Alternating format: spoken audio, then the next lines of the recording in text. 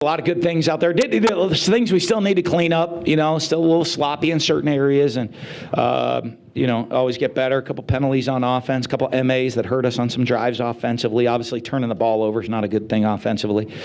But, defensively, 11 guys running the ball really hard. I thought we did a really good job stopping the run.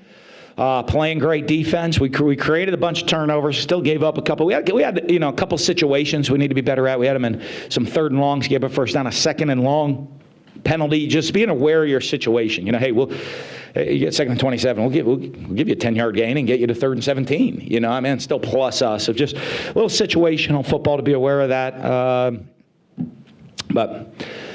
Great win for us. 2-0 in the SEC East, which is where you want to be at this point in the season. Good thing about being 4-0, you get a chance to go to 5-0. So we'll enjoy this win tonight, especially. Really nice day. Last week I got home at 4 o'clock. This week, hopefully, I'll get home at 4 o'clock. Just it's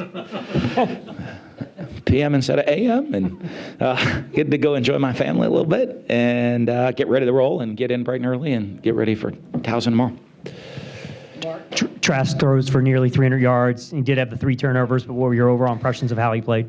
I thought he played solid. You know what I mean? Even both interceptions.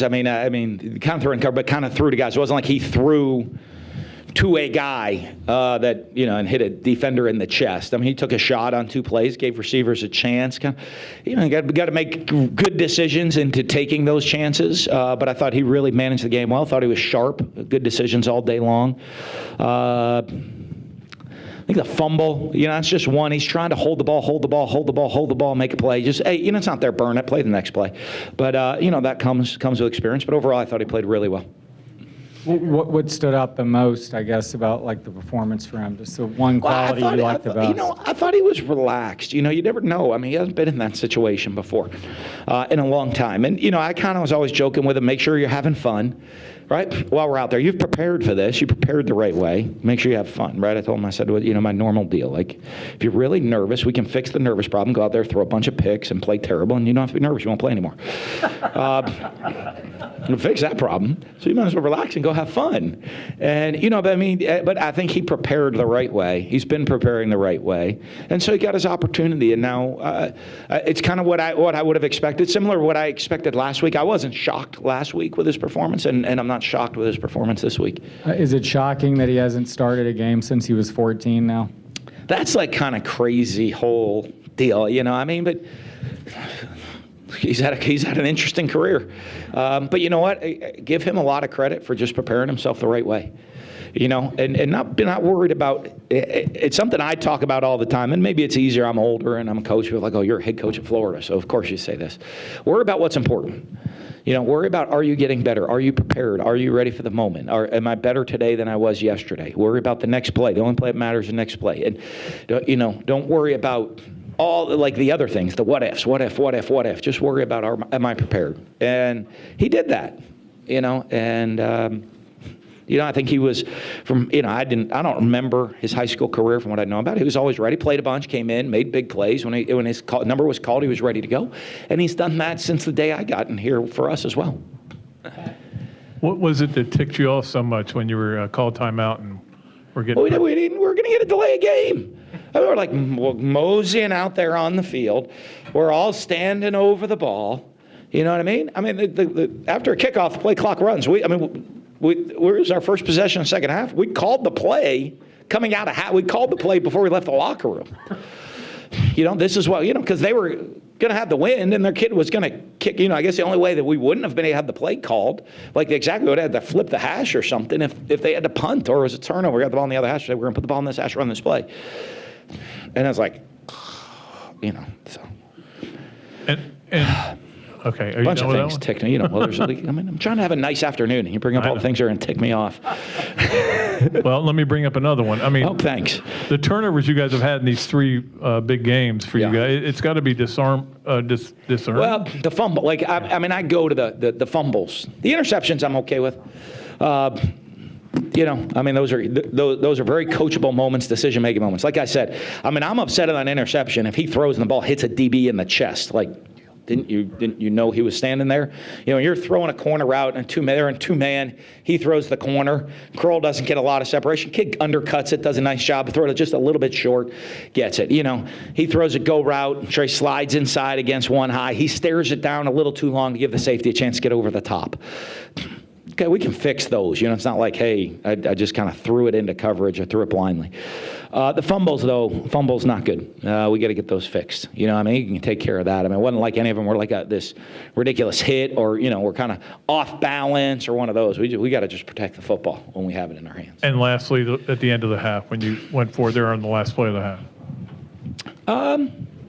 Heck, we're, you know, it's not like the ball was at the 3, you know. Made it harder on me, right? I mean, so the ball was about like that far. I thought it was in the play before, you know, and then they mark it there. And you know what? We'll put it on the O-line. You know, we're asking them to grow. We're asking them to continue to grow and get better from week to week. It's a young group. When they came over, I said, we're putting it on you. We're going to run it. Not going to try anything silly. Not going to try any trick play. We're going to run the ball. We're going to slam it away, and you guys are going to find a way to get us that loud. You got to go get an inch. You got to be able to do that. When we need it, you got to go do it. We put it on them, and they did it. Mike, over to the right. Yeah, Coach, back to Kyle. He never, ever, ever came to you about, hey, maybe I should transfer you. Anything? I kind of went to him. It would always been a conversation. You know, like we have conversation. Where are you at in your career? What can we do? You know, where are your thoughts? Where's your mind at? When are you graduating? I mean, all these meetings, like, you know, kind of non-football, like life plans. But, you know, and that for him is, hey, I'm graduating in the summer, and what are the plans? You know, in grad school. You know, want to go to grad school, want to do that.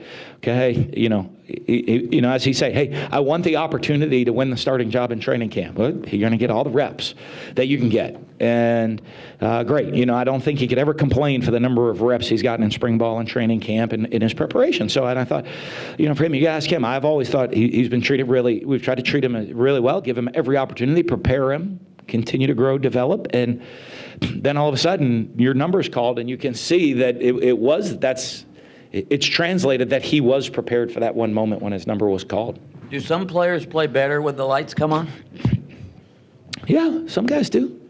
Some guys do. I'm not a big believer in that because I think you can also then hey coach, I'm good when the lights come on, you're hard to trust. You know what I mean? 'Cause that means you mess up all the time in practice or you don't do it right consistently, and it's, you know, is it the lights on? Am I going to make the spectacular play or am I going to go the wrong way? You know, those are the things that worry you. I want guys that are consistently performing at an extremely high level. Robbie? What kind of a mismatch problem is Kyle Pitts? I mean, you really went to him today. Yeah, I don't know. I mean, I'll be honest with you. We ran our offense today. I mean, if you look, we spread the ball around to different receivers. You know, we try to take what the defense gives us. We have a really good receiving core. We have depth at the receiving core and veteran experienced guys, so we lean on them a little bit. We're a little young on the O-line, and you know what? I think one huge key to the game was how good we played defensively, allowed us to not have to give up on the running game, allowed us to stick and keep running the ball. I mean, you're not going to walk out of there and say, boy, we really ran the ball well. But because how we were playing defensively, we were able to stick with it and, you know, end up, I mean, right? I mean, I don't know this, but I remember this as like a ridiculous stat. Like whoever rushes more for more yards in the Florida-Tennessee games wins the game 98% of the time. And we rushed for more yards. So that was a big deal when I was here before. Is that like held through that extension in between? I think we rushed for more yards last year and this year, so I picked up right where we left off. And Elam started the game. How far has he come? Well, I think he's grown. I think it shows his maturity to be in that situation. Obviously, we had a bunch of guys injured. It was going to be a concern, you know, so hopefully, you know, over we start getting all these guys back. Hopefully we got out today. Hopefully we're a little bit healthy getting out of today. I haven't got the report yet. But moving forward now, I mean, we got to hopefully can't wait. You get a game where we get our starters out there on the field. You know, we've lost a bunch of guys to season-ending injuries, but just the knickknacks of, you know, no Zuniga, no C.J. Henderson, right? No Kadarius Toney. I mean, obviously, you know, I mean, just the guys that have been banged up. Who else didn't play today? Yeah, Zuniga. Miller got banged up early in the game. Hopefully he'll be okay moving forward. You know what I mean? You're just, when you're a young team and you're like, okay, and in today's world, you're going to be fortunate to have a really experienced veteran roster top to bottom in for us. That'll be interesting when that would happen. So when that's the case, you're really hurt. Injuries are big, but guys have stepped up and made plays. Cassie over here to the left, and then Gene. Cassie. After that first drive that ended in the Pitts touchdown, efficient. I think it took just a little over 2 minutes. But you pulled Kyle Trask and Emery over, talked to them the entire commercial break. What were you going over with them? Oh, just the drive and the reads, when they come off. Hey, what did you see? This is what happened. I thought great read by Kyle. I thought they were trying, especially early in the game, really trying to give some different looks, some opposite coverages, show one thing and play something else, but do it opposite of what they'd shown us on film. What you want to do when you have a newer quarterback starting, to really kind of give a look where he thinks, okay, they're playing this look, here's where I'm going, and you get there and that's not it, and now I'm getting hit, and now I'm getting kind of a little bit shaken. I thought he did a really good job with his reads in that first drive and managing and taking what they're giving us. I'm like, okay, I'm even on the sidelines. Okay, he's going here with the ball. They rolled it completely different than what they've shown. Didn't phase him. Then he went to where he should have gone with the ball. Gene over to the right. Dan, you said last week that you weren't, because Kyle got so hot, you weren't able to get Emery in there. Yeah. Did the rotation today go pretty much as you had pre-planned in your mind before the game? Yeah, once or twice. Would I like to get maybe Emery in once or twice more early? I got to grab him and get used to it because everybody's not used to that. Emery, I'm like, hey, where's Emery?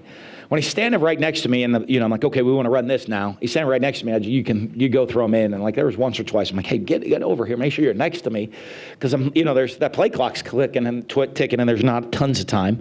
But I was really happy both guys got to get in. I think both guys played fairly well, made some good plays, good decisions while we're in there. Both led us touchdown drives, and I thought really managed the game well. Over to the left, and then Mark here. Dan, your quarterback resume well documented at this point. What's the number one thing you instill in every guy that's played for you? Well, I think the one thing you see, I think everybody loves to get into, boy, what's the prototypical quarterback in our offense? And I always tell you this, it's a winner first, right? It's guys that have mental, physical toughness that are winners, that are great leaders and good decision makers. That's the most important thing. It's not, hey, they got to be a runner, they got to be a thrower, they got to be this size, they got to be this fast. None of that really matters to me. It's the other thing. And then I think, with our staff, how we set up our program, how we coach and how we teach, it's set up to really, we try to base a lot around the development of the quarterback and how we install, how we teach, how we practice, how we do that stuff. And, so if you find guys that are, mentally and physically tough, that are smart, good decision makers, have good leadership skills, and have that kind of it factor to win, and can lead their teammates and play with that juice and energy, then we try to coach them and teach them really well, and then we really try to put them in positions to be successful schematically. Mark and then. Monster game from Grenard. Where would this defense be without him? I think he had a sack and 3 pass defense. Well, you just look how thin we are right now. He did a great job. We had a bunch. I saw a bunch of tip balls over there. I think Todd, the staff, did a great job. I wasn't on with them as much as I normally am. I think just today with with Emery and Kyle and on there with the offensive staff, just making sure we're organized exactly what we're doing, and said, hey, we're getting this, and clicking over to defense. What are we doing? Let's get this stuff organized and clicking over to defense. We're playing well on defense. I kind of let them alone. Will over to the right. Hey, Dan, what enabled Kyle to have so much success with slants and posts, particularly up the middle? Of the field? I just think making the reads, you know what I mean, and not forcing the ball where it doesn't need to go. They're showing us a bunch of different coverages tonight. They're showing us today. This morning, whatever it is. They're playing man zone, 1 high, 2 high, and I just think his decision making, of getting to the right read and getting there on time. Because a lot of those are timing routes, and if you're late getting there, it's not good. Of getting the read, reading the defense, making the throw, and and then I think the other good thing is we have, when you have some veteran wide receivers, boy, they can help the quarterback out. You know what I mean? When it's not like, hey, we got one guy to go to, and they're going to double him. We can roll some guys through. We stay fresh. Those guys know where to be, know how to get open, and he can trust that. Hey, if I can go. Whatever read you're going to give me, I can go to that guy. I can trust he's going to get into the right spot to run the route the right way. what do you think of him when he was under pressure? What kind of his maturity in the pocket? What does that kind of do But for you as a I play thought caller? pretty good. I thought pretty good. I'll go watch it. You know what I mean? Like I said, the one or two times, just decisions. Hey, it's not there. Just burn it. Play the next play. That's hard to, you know, I mean, that's hard for any. I mean, that's hard. Guys want to make plays. I mean, guys want to think, hey, I can do it. I can do it. I mean, his 2 throws, hey, 2 interceptions. You know, he was like, oh, I know what was going on. I thought I could get it in there. I'm okay. You know, I mean, it's better than, hey, I don't know what was going on. I'm like, what do you mean that they were in this coverage? You know, but I thought overall decision making, he was very good at night, and even under pressure of just, hey, when to just burn it, when to put it away, you know, when to take, don't make a bad situation make it worse. We have 2 over here, Coach Frank, first here. Dan, would you talk about with Kyle the things that you don't see in the stats, such as his interaction with you on the sideline and telling you what he's seeing and so forth like that, command of the huddle, things like that? Well, it's great. I think a lot of it. I think one, you know, and I mean, just great communication. Brian does such a great job with those guys because I am on with defense sometimes. Hey, we'll talk about things, but you know, I mean, Brian, Brian's going to, as soon as they come off, going to go through everything that happened on the drive, listen to what they said. Brian, you know, like I said, Brian calls a bunch of plays during the game, because sometimes, you know, I'm over there and he's like, hey, you know, he's having a conversation. I like this call here, and you know, I mean, the great thing we have with what we do, I kind of get input from everybody in between the series, write some things down. But Brian will be like, hey, run this right now. I'm like, all right, call it. Huh? You know, we have that kind of going. And sometimes I'll say call it. Sometimes I've already got something else planned and I'll call it. But I think that working and making sure we're doing things that the quarterbacks are comfortable with are huge. And I think, you know, the way we rep everybody and how Kyle's worked, you know, since we've gotten here, I think the players have a lot of confidence in him. So, I mean, pretty easy when he steps in the huddle, like he's got control of it because they have confidence in him. Yeah, general impression of Tennessee after playing them 2 years in a row. You know, I think one thing. I think they're a young team trying to build. You know, the one thing that you try to do, they have some young players they're playing with out there on the field, and you can see they have some talented young guys.